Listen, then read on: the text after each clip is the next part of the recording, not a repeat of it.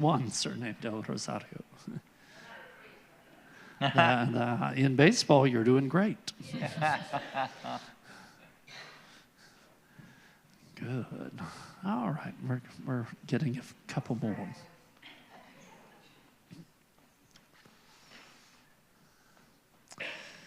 All right, good. Well, it's great to welcome you all back to the third and closing night of Vacation Bible School for Adults. So maybe tonight we can answer the question, are we there yet? The answer is yes.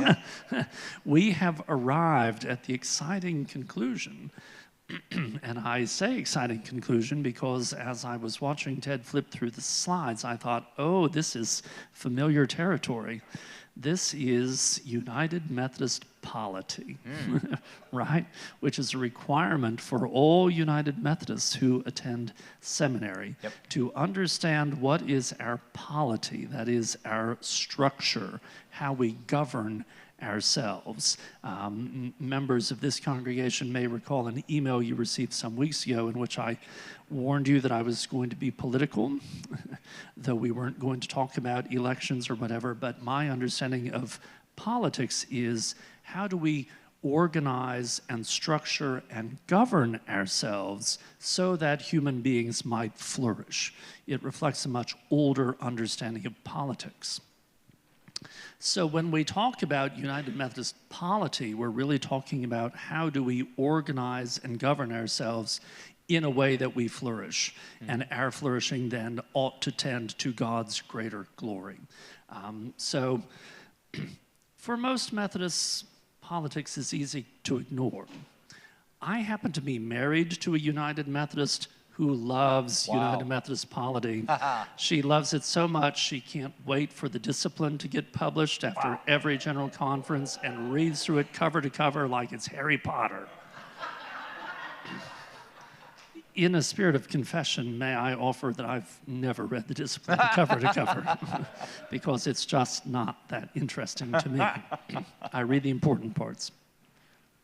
Well, we're going to make it shorter. That's Excellent. part of the right. proposal Well, I'm going to talk about. Yes, yes. So once upon a time, not that long ago, maybe 100 years ago, the United Methodist discipline stood about so tall and about so wide and was maybe 100, 150 pages. Or less. And, or less. Yeah. And now it just goes on and on and on, and it reads like the U.S. Civil Code, and it's awful.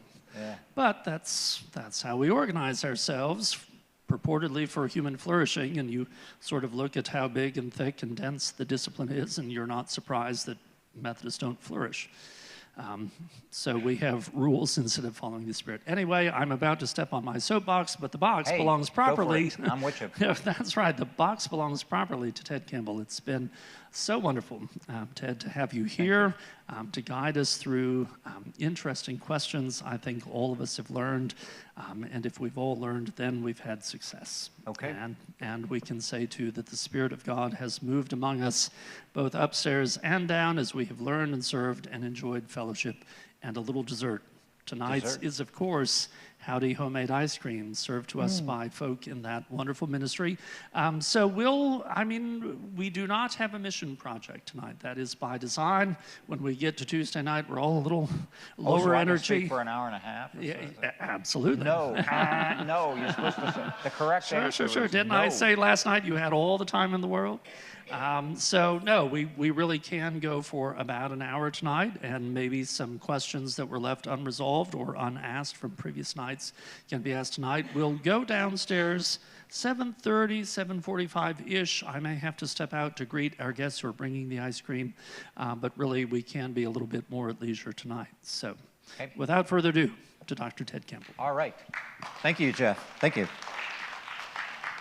And I'm going to keep that microphone right there for a very special reason that will be revealed to you as we go along here. Ooh, that's not going to work. So I'm going to keep that microphone right there. Thank you, Cochran Chapel, for this invitation to be here. It's been very, very nice, and I hope this will add to what we've been talking about. Are we there yet? Interpreting three crises for the United Methodist Church. I'm Ted Campbell, retired professor of Christian history and Methodist stuff. And that was never my formal title, but that's what students said about me. It's the Methodist stuff, including polity. And this is a bit of the history of the polity. So how do we get things done? How do we work? It's not an area that I like very much, I will say. I went to 2 general conferences, not as a delegate, but as a seminary president, that I was needed to be there to sort of know what was going on and what they were going to do about requirements for ministry. That was important. God told me, don't ever go back to a Methodist General Conference again. It's just not good for my spiritual life. And I've found other ways in which I can interface, and we'll describe some of that this evening. But I've been trying to interpret 3 fairly recent crises. The one was membership decline and generational change from the mid-20th century through the 1980s and 90s, when that became the big issue in our church. Then the even bigger issue of biblical authority and the crisis of sexuality in the United Methodist Church. And now I'm going to talk about a growing crisis of what you might call Catholicity, globalization and regionalization in the United Methodist Church. We like to say to Catholics sometime, well, the word Catholic is not in the Bible. But, you know, the truth is that there's a phrase that word is based on, and the phrase is katholos. It means through the whole. For example, they went through the whole of Judea, katholis tis Judeas.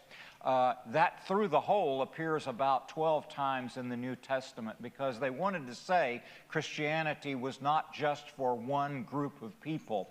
They wanted to say it was katholos, it was for the whole world, okay? So that's an important word for us, and yet how do we do that and be true to our place in the United States and another place in the Philippines? I got to hear wonderful stories tonight at the dinner table about growing up in the Philippines and what it was like to be a Methodist there in a 99% Catholic country. And I've encouraged the givers of these stories to find a time when they can record them and so forth. But that's what we're going to talk about tonight. I'm a storyteller, as I've told you each evening, and now I want to tell a story that's just happening in the United States, and we're not there yet to the solution of this, but I think it's important that Methodists know what we're talking about so you'll understand what might be coming. It has the potential to be a new challenge for us, in which I am directly involved as a member of the Commission on Faith and Order. Actually, I should say the Committee on Faith and Order. We used to be a commission, and have been consulting with a group called the Standing Committee on Central Conference Affairs, and I'll tell you what all of that means. But it's a complicated story about real people and institutions, stories that are happening as we are speaking with us, and I want to tell that story with a sense of responsibility to historical evidence. For example, in the news stories of the United Methodist Church in the last few months, there was a story that in the division between United Methodists and Global Methodists in Africa, there was a place where some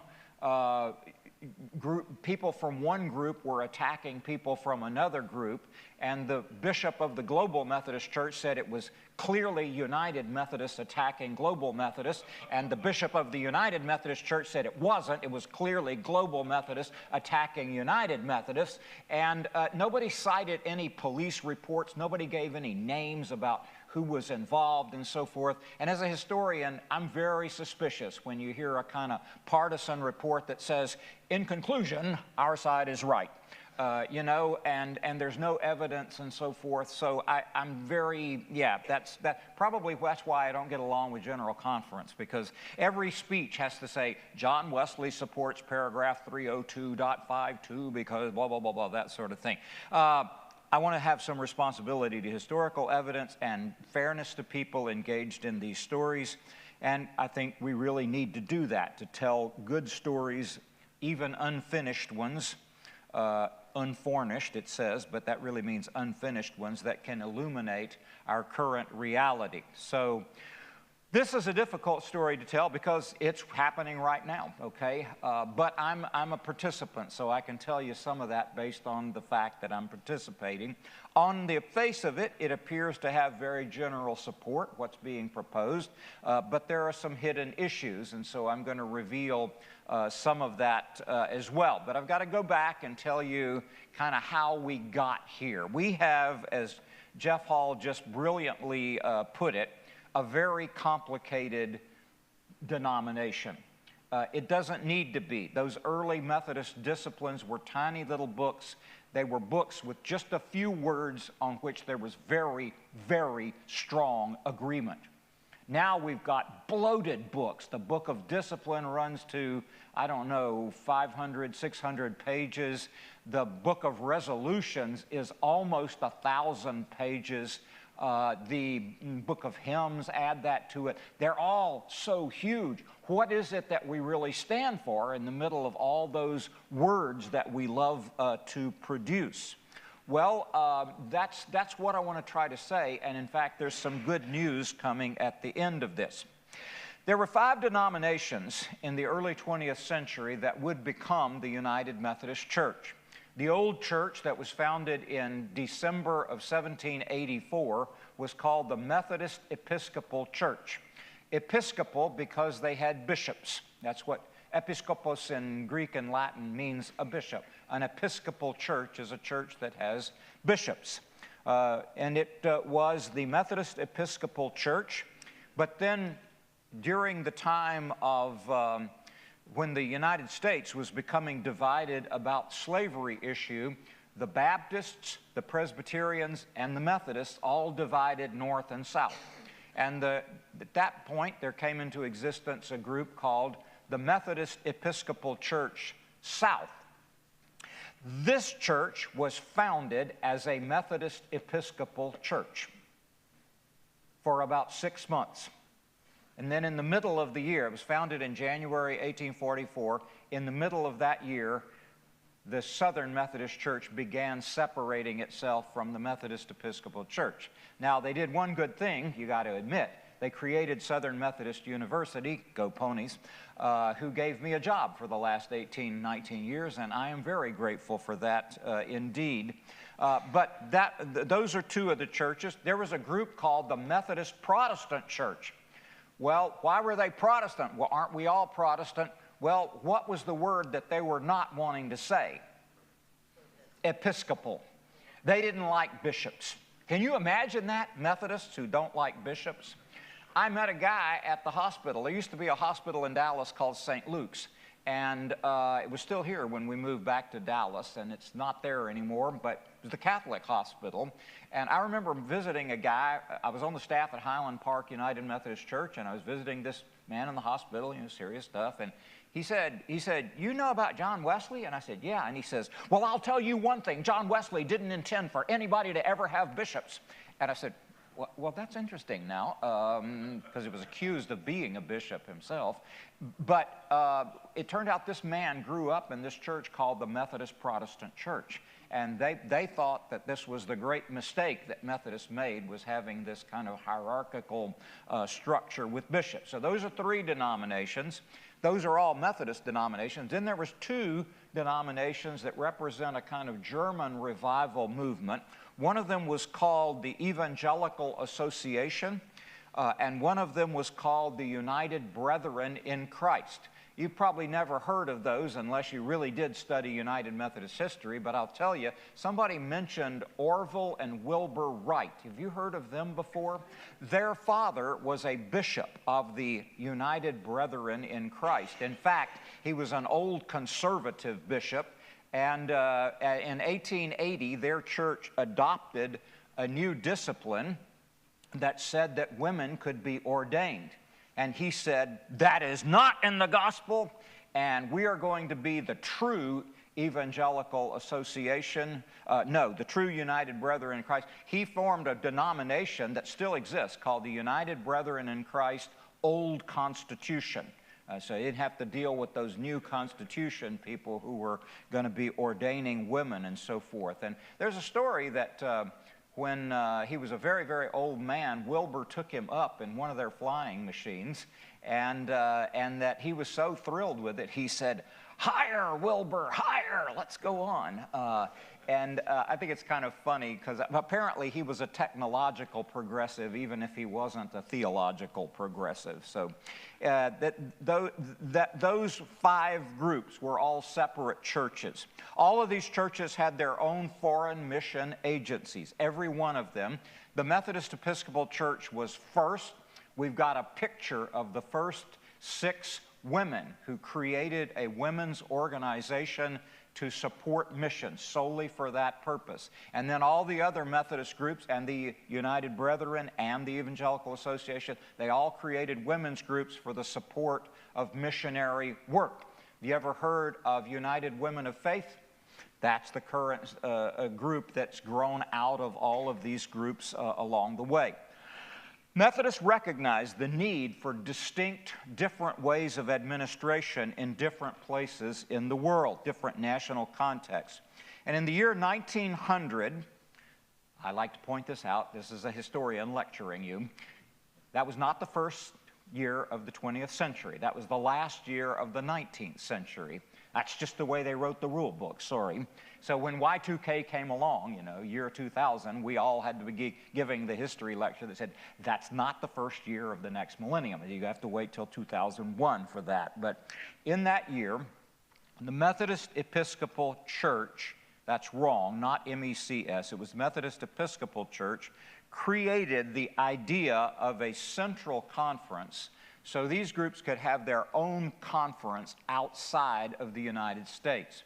Now, this conference was given the power to elect bishops, and what that meant was that for the first time, they didn't have to come to the United States for a bishop. They could start electing bishops on their own, and 4 years later, they organized the very first central conference called the Central Conference of Southern Asia, which at that point meant India.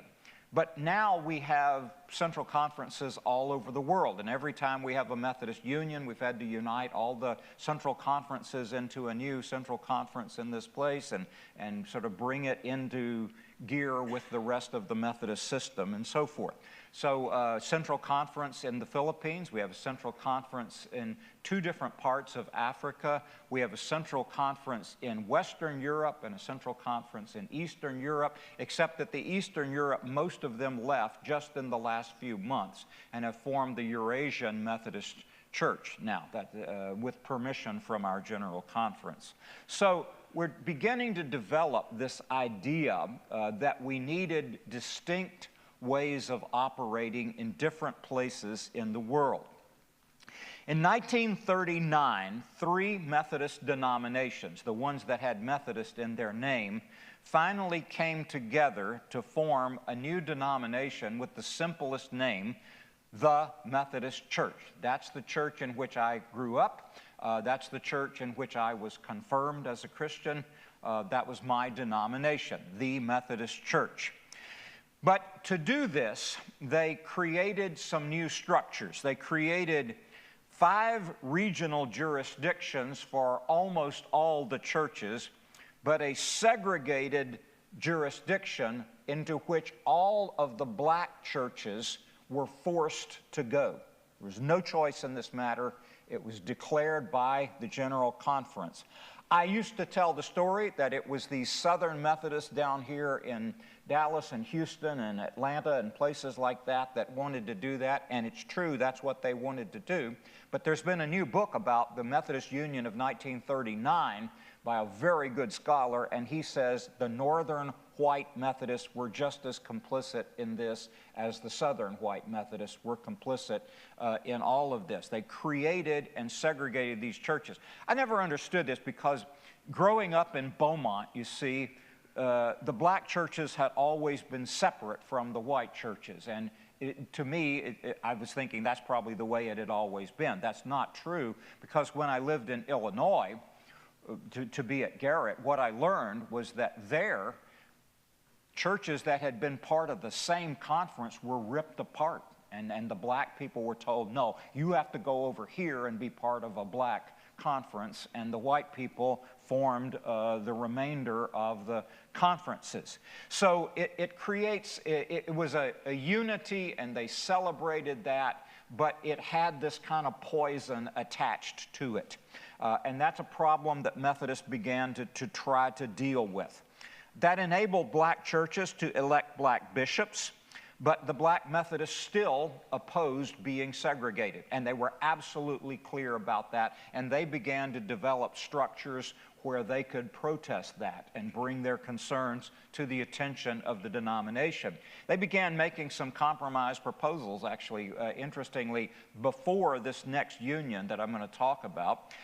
The black churches were given permission to join other conferences, and so at one point, almost every historically African-American congregation in the state of Indiana left the segregated central jurisdiction and joined the Indiana annual conference of the Methodist Church.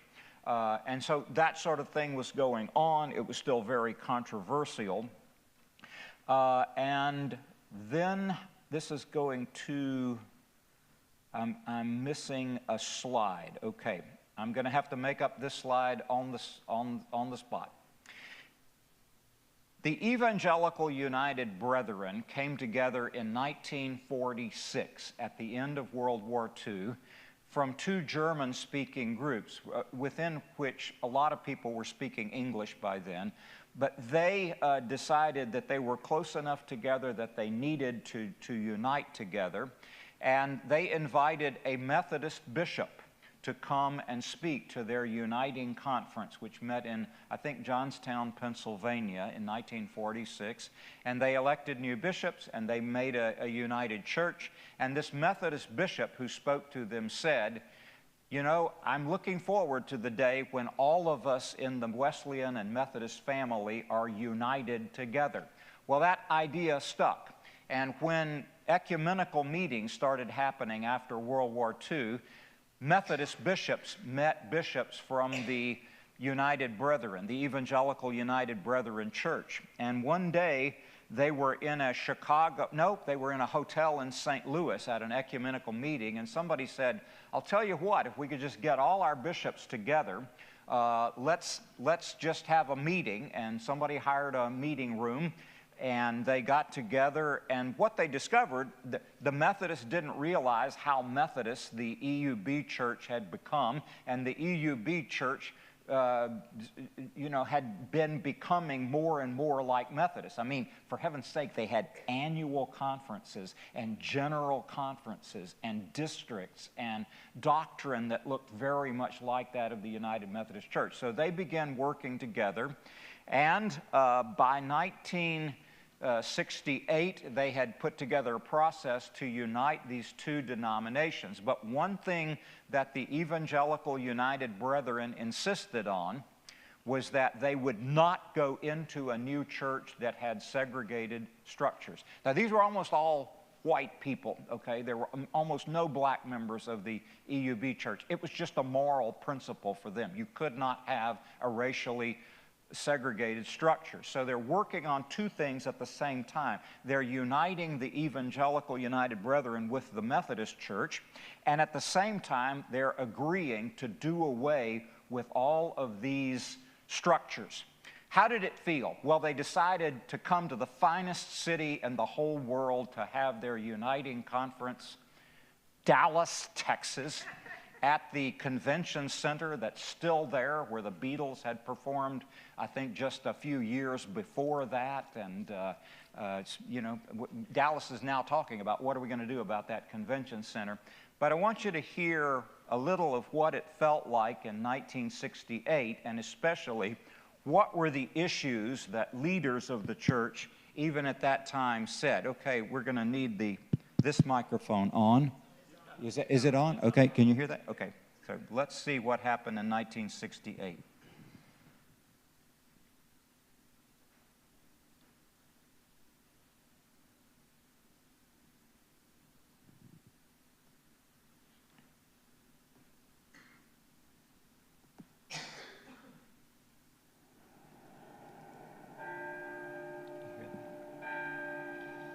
Well, providence of God, the Methodist Church and the Evangelical United Brethren Church have been engaged for many years in official conversations regarding possible union into one united church. And whereas the affirmative votes of the two general conferences were ratified by more than the necessary two-thirds majority vote of the aggregate number of members of the annual conferences of 1967, present and voting on the union question. Therefore, in harmony with the agreements in the plan and basis of union, and consistent with the constitutional law in the Book of Discipline, the Board of Bishops of the Evangelical United Brethren Church now hereby declares before the worldwide Christian community and to the entire membership of the Evangelical United Brethren Church that union with the Methodist Church has now been authorized. For this achievement under God, we express our devout thanks to him, invoking at the same time the guidance of the Holy Spirit as we, together with the Methodist Church, prepare for this union to the glory of Jesus Christ our Lord and the strengthening of his church. Mr. Chairman, on behalf of the Council of Bishops, I submit this formal report on the voting in the annual conferences on the proposed Constitution of the United Methodist Church. The required approval has been secured in the respective annual conferences. I consider it a great privilege and honor to be present at this United Conference of the United Methodist Church, especially last evening when I attended the communion service. I thought it was a wonderful service. I think it helped us in Hong Kong that we should work together and come together as you people do in the States.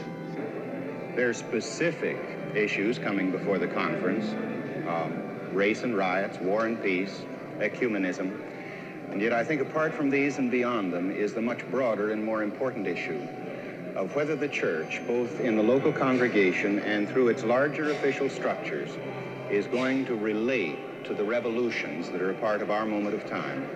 I think it's the responsibility of the church to gear itself up to be a part of God's activity in this world. The real issue we are facing at the Uniting Conference has to do with racism and the fact of whether or not we're going to deal with it adequately.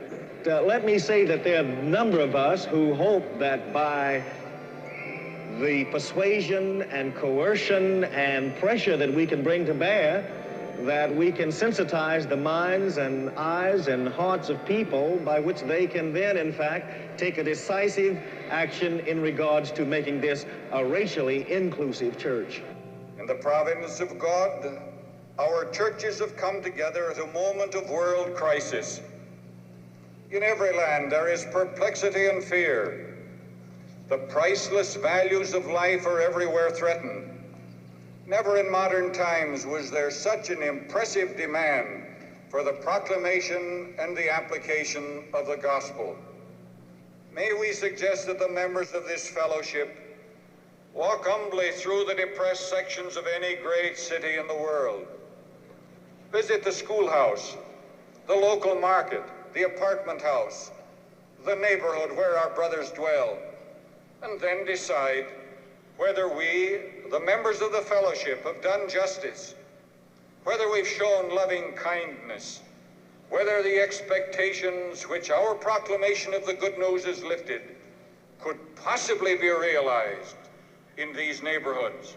This is what the United Methodist Churches stand for: justice administered to every man, freedom's door opened for every man, so that every man may walk in the dignity due a Son of God. Well, the major issue in my judgment of this conference is, shall the United Methodist Church move into history? And part of that movement is to have the church aware of the crucial nature of the issues we face. I think we're particularly interested in the kinds of stands the church will take on social issues, racial issues, the war, peace. May we resolve to cast our lot with men everywhere in removing those inherited impediments illiteracy, hunger, disease, poverty, and those other corroding disabilities which are among the major causes of war and for which there is ample remedy. It is the layman whom the church must enlist in this warfare. He possesses the instruments of knowledge in the varied fields of the human enterprise. This is the hour in which his enlistment should be complete. The object of his warfare, the establishment of the conditions which make for peace among men. The two general conferences of each denomination met in separate hotels downtown and then marched together to the convention center, and this is the service where they celebrated the unity.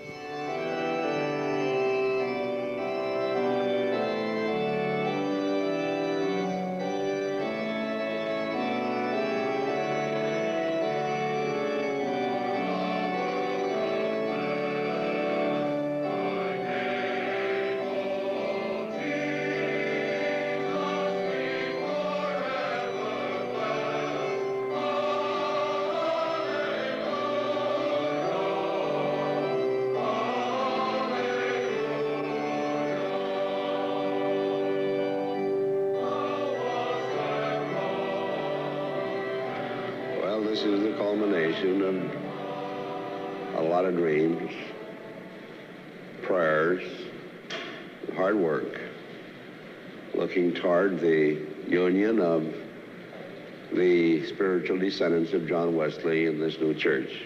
This is a great day of rejoicing. Here we are this morning, gathered together from all over the world and from all sorts and conditions of men, to celebrate a birthday, our birthday, as the United Methodist Church. The aura of every newborn thing is an aura of hope. And so it is with us today. We stand here on a threshold. A new horizon looms ahead. Let us then ask ourselves what this fact of a new church makes possible. What will it take to turn this beginning into the reality of its promise and of our hopes? I just left the Albert C. Outler Chair of Wesley Studies at SMU, so that was my mentor. Dale and I lived in their home for 4 or 5 weeks in 1982, I think. Their home was not very far from here either, in Preston Hollow. So in any case, what happens after 1968, I'm going to put that down and just go with my microphone here, is that they agreed to eliminate all racially segregated structures in the new denomination. The central jurisdiction was eliminated within 2 years of the 1968 conference. Black United Methodists continued to be elected bishops in the newly formed UMC. Some of them were very worried that they would never elect another black bishop because they were numerically outvoted by the white Methodists. But thanks be to God, did not happen, and they were elected. Congregations, though, largely remained segregated, and clergy assignments did not hardly ever cross racial lines, not for 2 or 3 decades after that time. Bishop Marjorie Matthews became the first woman elected as a bishop in the year 1980. But Methodism was growing outside of the United States. 1968, overall membership of the United Methodist Church in the United States began to decrease. That's the statistics I was showing you on the first evening. But outside of the United States, they continued to increase. By the year 2000, the numbers within the United States and outside the USA grew closer and closer until 2015, when the numbers became relatively equal. And since then, international United Methodists have outnumbered United Methodists in the United States. Now, that may have changed back again for a little while with the disaffiliations, but I think in the long run, the larger part of the denomination is not in the United States now. The problem is our book of discipline had not changed to recognize that.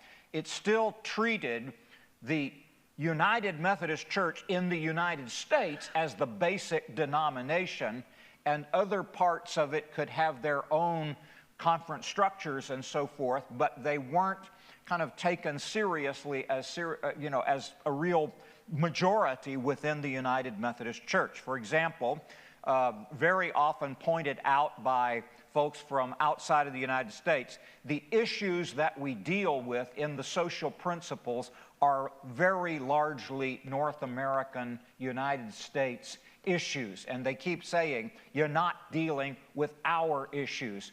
An example is, you're going to talk about sexuality, we need to talk about polygamy in certain parts of Africa. And we had just not even said a word about that in the past. And now it's beginning to have some attention. International United Methodists began to call for a truly global book of discipline that would only include parts of the United Methodist Church life applicable to all United Methodists throughout the whole world.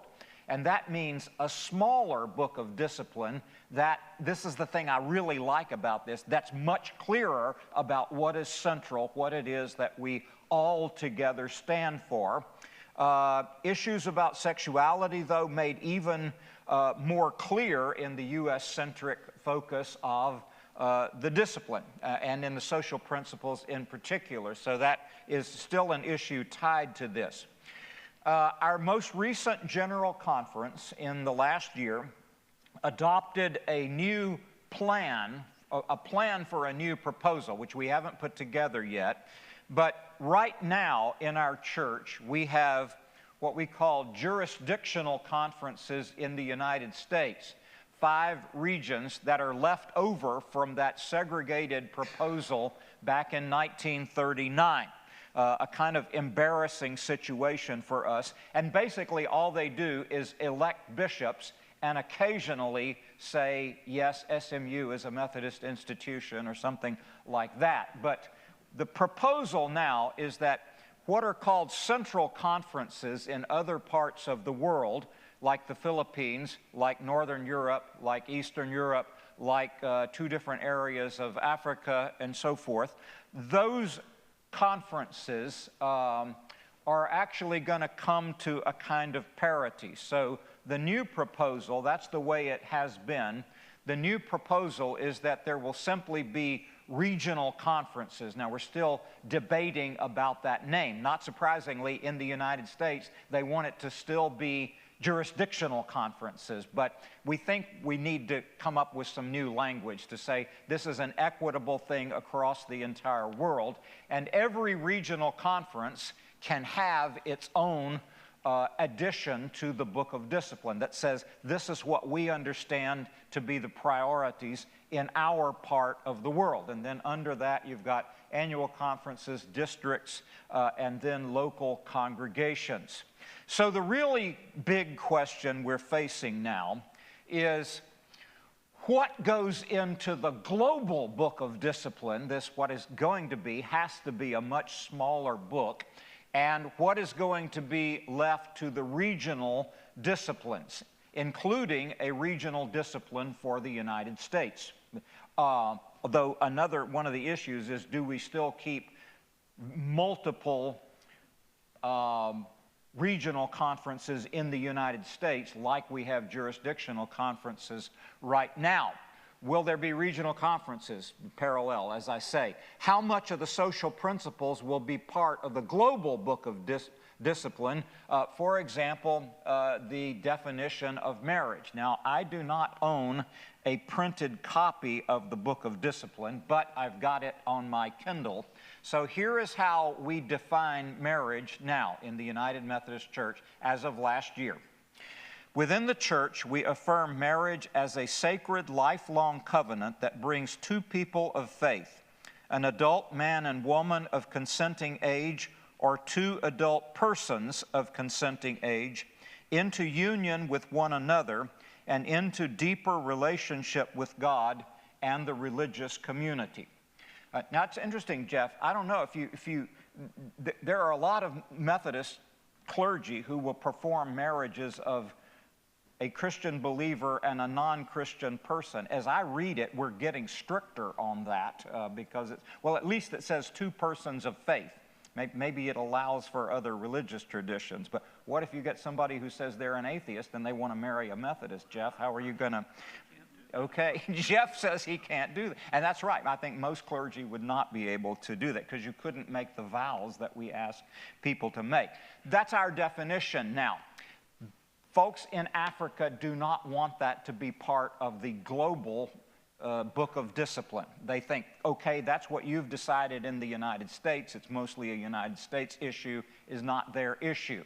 There's a lot of people in the United States, though, who would really like to say, no, that's the whole church is going to believe that. That's the controversy we'll be having now.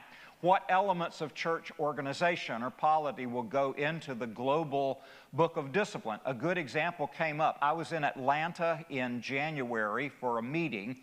Now, the Council of Bishops of our church is shrinking. We have a lot less bishops than we had 3 years ago, right, because of the disaffiliations, but also economic pressures that we're facing. So my bishop in Texas used to be the bishop of the largest conference. Well, our conference is half the size it was, and now she's the bishop both for Texas and for San Antonio. So that's all changing, but what elements need to go in? Well, one of the issues was that the Europeans wanted to say, well, we really need to specify some educational criteria, right? Because we need to say you need to at least have this much, because they're dealing with Lutherans and Anglicans and others over there for whom clergy status, it carries a certain weight of educational learning. And, but some of the churches say, that's kind of a Western idea. We bring up our own preachers and train them in our own homes or our own churches and so forth, and we should allow for that. So that's the kind of debate that we're having about this. And what we did in this meeting in Atlanta was we went through parts of the discipline line by line and said, is that line, is that sentence going to be part of the global discipline, or is that part going to be part of the United States discipline? And the African bishop was there at the table with us, and representatives from the Philippines were there, and representatives of different parts of the world where we have mission, and we're trying to sort of talk this out. I will tell you that paragraph about marriage is one of the crucial issues now as to whether it goes in the global book for everyone, in which case I think we're going to lose a lot of churches again, or whether that's simply something for the United States and that they are not all obliged to follow that. So that's the kind of issues that we're facing. Are we there yet? Well, in a sense, no, because as I've told you, this is still ongoing, and our next General Conference in 2024 plus 4, which means it's going to be in 2028, but it will actually be the conference of... Methodists are really screwy with chronology. I mean, as a historian, you don't do this, but the conference that met last year was actually the 2020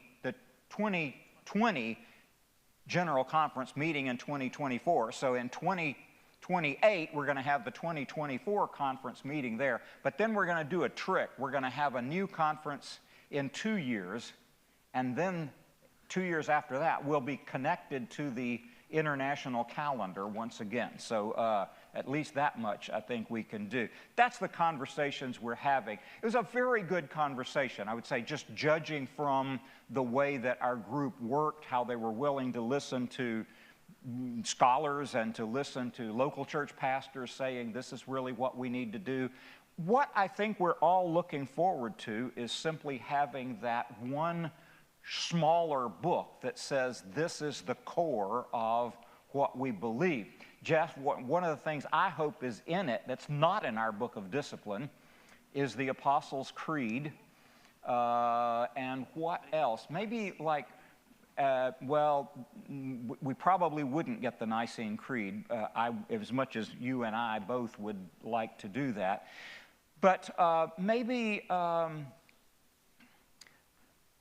a short catechism or something like that, or forms of daily prayer for Christians, so that this book will be a handy book for Methodists who they can sort of take it home and use it, and it can be part of their family life as well as local church life and so forth. That's what I'm hoping for, but that's really where we are with that decision now. Now, I'm going to jump back to that video. I didn't show you all of it because I was worried about time here, but that's basically what I have to say. But whenever I show that video, I ask my students, what do you see in that? What do you notice?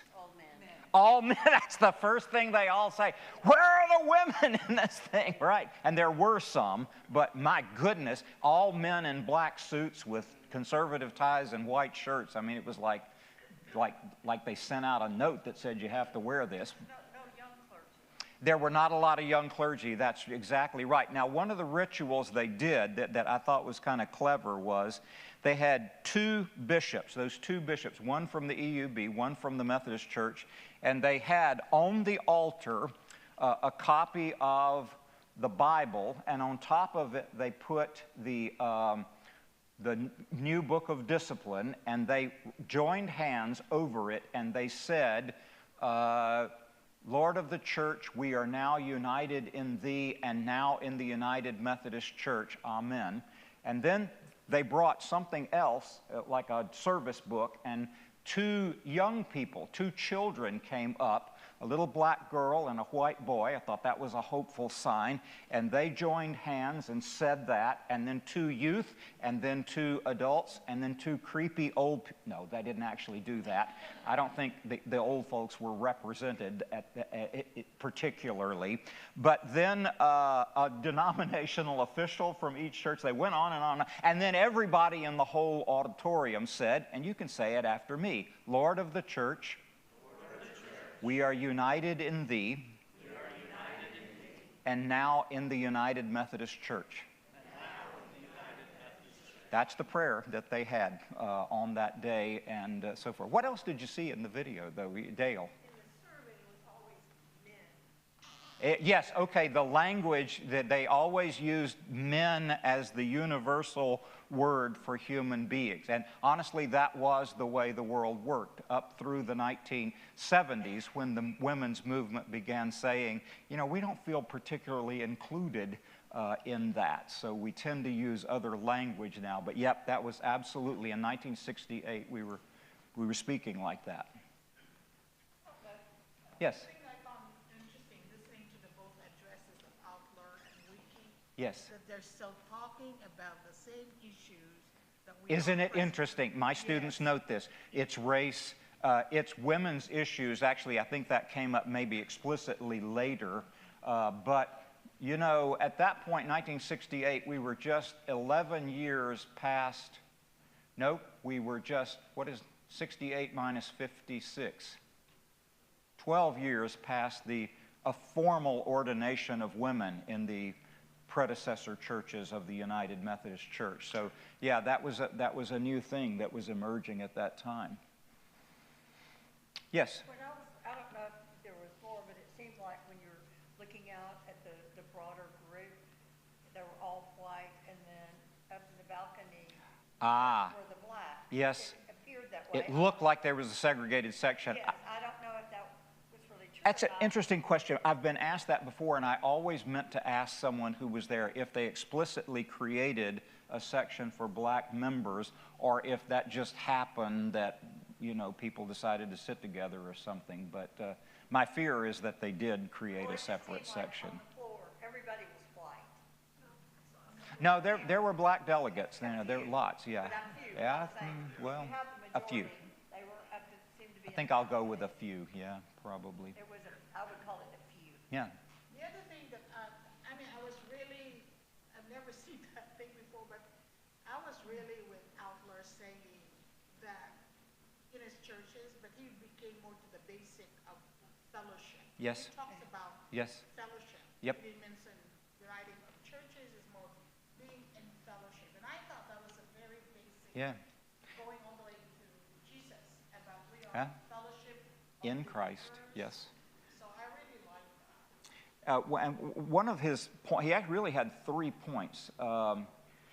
Catholic, Reformed, and Evangelical. And he told the specific ways in which we need to be Catholic, how we need to be Reformed, and how we need to be evangelical. And I have my students read that sermon, and it's a genius piece of a sermon, really. And then he chaired the Theological Study Commission that developed our more controversial doctrinal statement on our theological task in the next 4 years. So that was, you know, Dallas stuff had a big influence on it. I have another question. This is more in relation to the Book of Discipline. Okay. So what I'm hearing from you, because I'm I do some ministry in the Philippines, is there's going to be it's going to be a global discipline. Yes. And then there's another one here for the United States. Yes, I think it's something like that, and it might look different. It might be that the global discipline is a much more formally printed kind of book, but the discipline for for just the United States, I don't know, maybe they'll do that as a PDF document that everybody can read, or maybe they'll do it as a Kindle document or something like that. I'm guessing they'll have different formats because they need to say, this one is the key. This one global discipline is representing what we say together through the world. Will it be more readable? Will it be more readable? Oh, Jeff. Shall we pray? Oh, dear. The reason I asked is I had some questions. Yeah. And another minister in another church, he gave me the Book of Disciplines to take home and read, and I read for about 2 hours, and I thought, you went to sleep. I'm not ever going to find my answer. Probably not.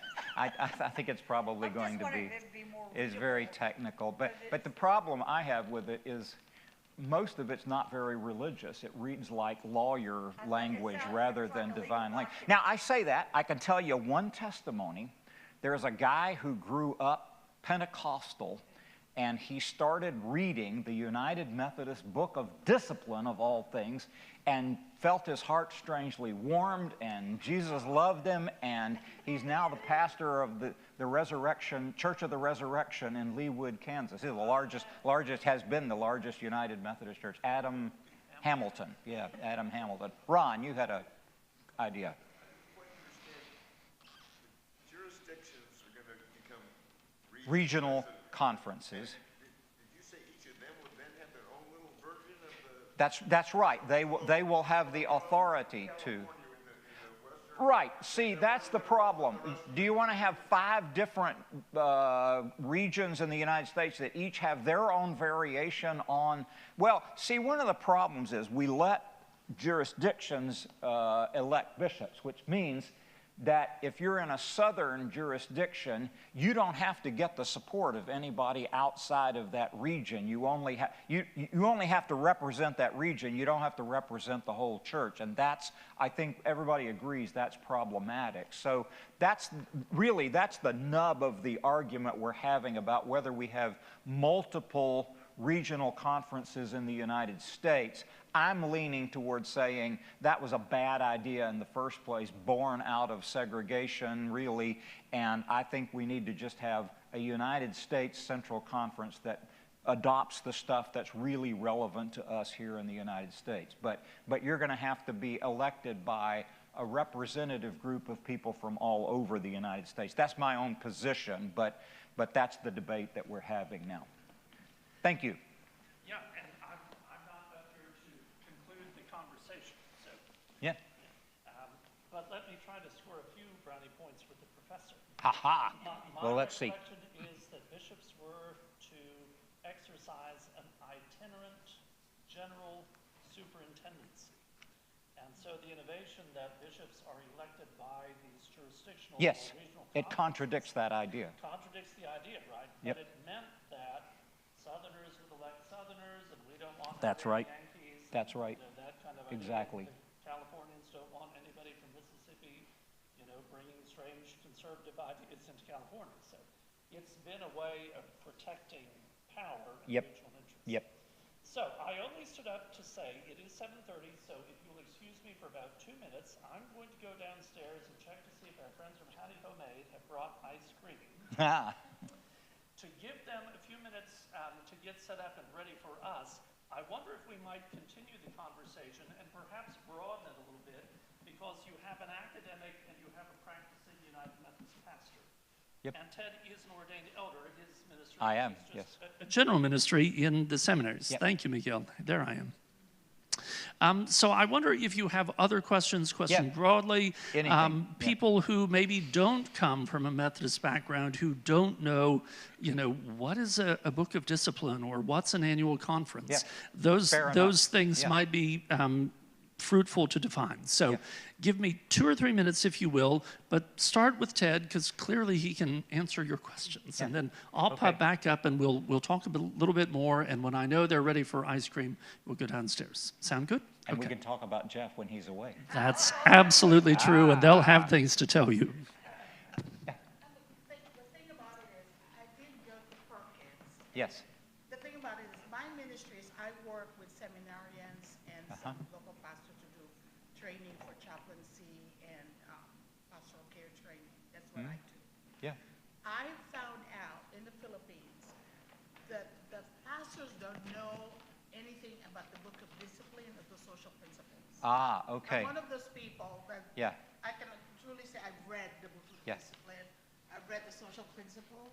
Okay, that's good. I'll And bring so when an issue comes up, like a seminarian has some issues with either with their DS or something, I always said, did you read your book of discipline? Because I found that it's sort of a guiding thing. It's not really the word, but it guides you the way, the workings of the church, especially in the United Methodist Church in the Philippines. And do the people in the seminary, do they get a thing of they're supposed to read the book of discipline? Yes, in the past, to become a United Methodist minister in the United States, at least, you have to have 3 courses. You have to have a course in United Methodist history, United Methodist doctrine, and United Methodist polity, and that's what we've been talking about, how the church is organized. And in a polity course, you've got to read the book of discipline. Now, I've never, ever required anybody to read the whole thing. I mean, really, a lot of it's not very exciting and so forth. Nobody blows up a car or crashes a train or anything like that, So, but I think it's going to, I'm hopeful about this, because I think in the future you'll say, you need to read the book of discipline, the global book of discipline, and then you also need to study the discipline that's for your part of the world. One of the impressions that people outside of the United States have, and I think they're on target with this, is that so much of that stuff is American stuff that we've been talking about for so long, and therefore they maybe feel we don't really have to read all of that stuff to be a minister in Guam or in wherever. And it doesn't apply to them. And it doesn't apply to them, yes, they can see. And all of that legalistic language, I think, is also a hindrance to making it available to people. Hang on. So I'm still pretty new to being a Methodist. Put that a little closer. I'm still new to being a Methodist. Great. I've only been a Methodist for maybe 1.5 years since we got married. So what is the Book of Disciplines? Okay, and then from good. this, from the globalization, do you think that there will be any major changes to our disciplines here in the States? Yeah, well, there's going to be a major change because it's going to be littler. But the one that applies to the United States will be, in many ways, we have to just finally get honest and say, okay, what is it that's just issues in the United States that the rest of the world doesn't need to be quite so worried about? So the Book of Discipline it's interesting. It developed from minutes of a conference, and it was just like 15 pages of minutes, and the title was originally Minutes of Several Recent Conversations between Mr. Asbury and Mr. Cook and others. And then the next time they published that, they called it The Doctrines and Discipline of the Methodist Episcopal Church. And that was even through the early 20th century, but somehow people got leery of talking about doctrine, like maybe they thought it was dogma or something like that, and it limited discussion or something. So eventually we just called it the discipline of the church. And then one of my mentors at SMU, a guy named Schubert Ogden, said, he wrote an article in 1968-69, and he said, for people who have a book of discipline, we sure have very little of it in our church, don't we? Very little discipline in the church. Yeah. Dale, hold on just a second. No, go ahead. No. Won't you explain what doctrine is? Okay. Yeah, when I say doctrine, I mean that which Christians agree to teach. That's what I mean by doctrine. But it has to do with what a body of people agrees on. Now, I distinguish that from theology, whatever you might think, Karl Barth's theology or the theology of Mary Daly or the theology of John Wesley, something like that, and something else that I call, which is very important, but I call it folk religion. So I give you an example of folk religion. When I was growing up in Texas, we baptized people as babies. Methodists always did, though a lot of people did not want to say that was baptism. And interestingly, they would import the Catholic word christening. They would say, even though the minister stands there holding the baby, and the minister says, I baptize thee in the name of the Father and of the Son and of the Holy Spirit, in popular culture, they would say, that's not baptism, that's christening. And then you need to be baptized again. I have both of my baptismal certificates. I can show you. I was baptized again when I was confirmed and so forth. So remind me what the question was. What is doctrine? Doctrine is what we agree to teach as a church. And there's only one group that stands for the United Methodist Church. That's the General Conference. Nobody else speaks. No bishop can say what the United Methodist Church says unless they're reading from the Book of Discipline or something that our church has approved. No local congregation, no pastor can say that actually unless they're just saying this is what the United Methodist Church has taught and so forth.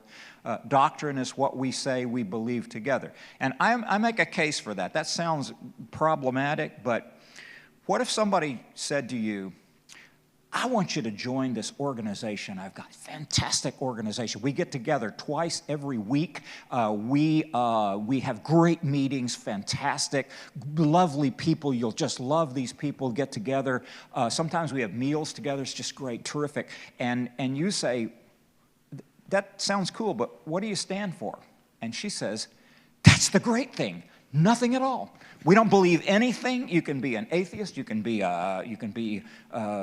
Buddhist or a Hindu or whatever. You can believe in capitalism or socialism or whatever. We don't stand for anything at all. We just want you to give all of your money and your time and your efforts to this great organization. Why don't you come along? And I think the answer is, I don't think so. Doctrine is what we stand for, okay? Doctrine is what we as a church say we stand for. That's what it basically means. And polity is something like that. Polity is how we organize ourselves, how we agree to be organized. Doctrine, polity, and what else? Well, the history. And the history basically is trying to tell our identity, but by telling a story. So thank you, Dale. That's important to say. Doctrine is what we have two important doctrinal statements in our church. We have articles of religion that came from the Methodist churches, and we have a confession of faith that came from the Evangelical United Brethren Church, and we just sort of decreed that they basically say the same thing. They don't actually, but in any case, it's very similar stuff, and that's doctrine in our church. Yes? If there is the Book of Discipline for the United States, and we have many different regions, will they all use the same? Okay. Everybody will have the same global Book of Discipline. Right. That's the debate we're having now, is will you have a Southern discipline and a Northern discipline, or a Northwestern discipline and a Western discipline, or something like that. And that could happen. They could come up with some other scheme, but I'm sort of thinking in the United States we're just going to have the global discipline and then the supplement to it that says this is the stuff for the United States. Does that make sense? Yeah, a lot more sense Yes, right, exactly. But we don't have that now. We just have one discipline now. But the problem is everybody knows that a lot of it is just American stuff. And so we haven't sort of come clean about that and sort of tried to clean it up. And that's what we're working on. I mean, we went through line by line by line. And every line, the bishop leading our table would say, all right, is this something that should apply to the whole world, or is this something that should apply only to the United States or some other part of the world? And we were going through and trying to make those decisions. And we'll see what comes out in the end. I'm very interested myself, even though I'm part of it. I'm a little confused about I think her question was about what is a discipline? Yeah, well, the discipline is this one book that we've historically had since 1785. I think she may mean the person behind you who really asked specifically about the discipline. That's okay. That's what it is. It's our basic rule book, our basic book that says this is who we are, and only the General Conference can change it.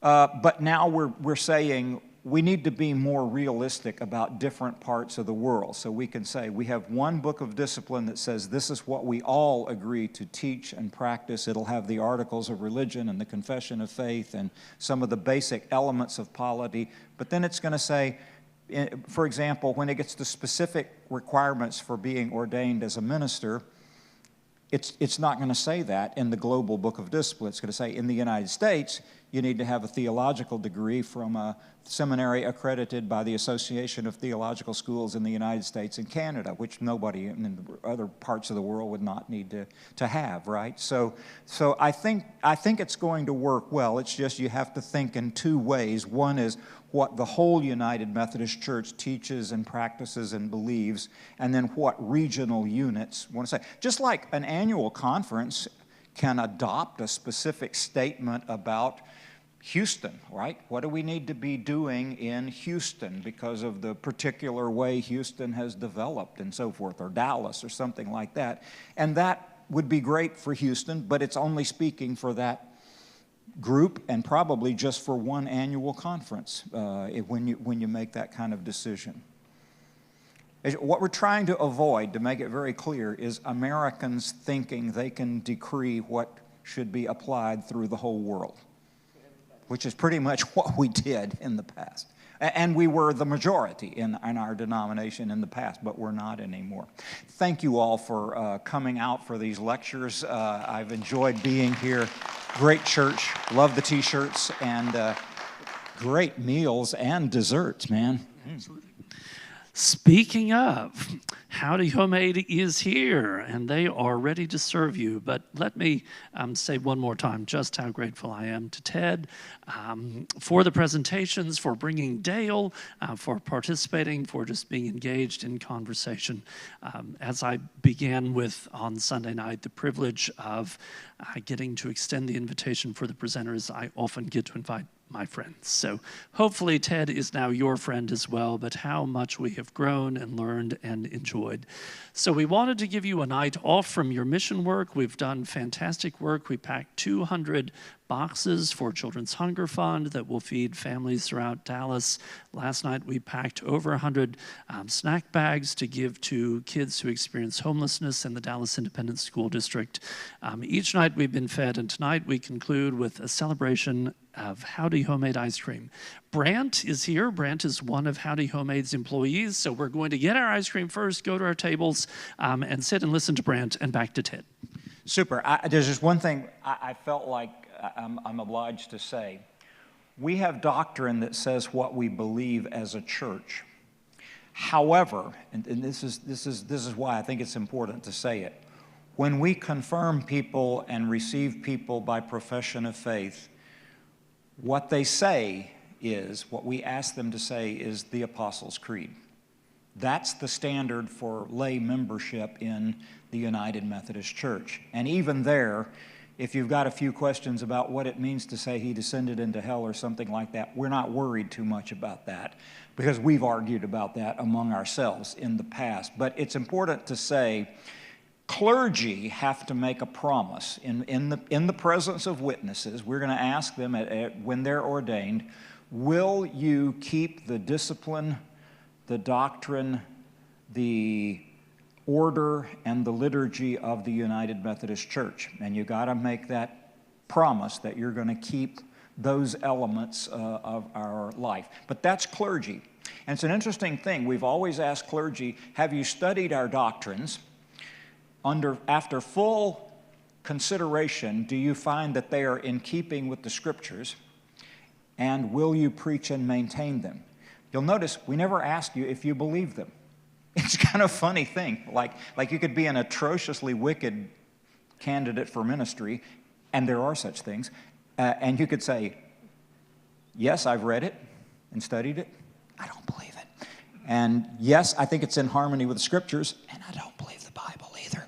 And then you could say, are you going to preach it? And say, as long as an air-conditioned parsonage is available, or something like that. This is what I call an atrociously wicked candidate for ordained ministry. But we do hold a standard for clergy as to teaching.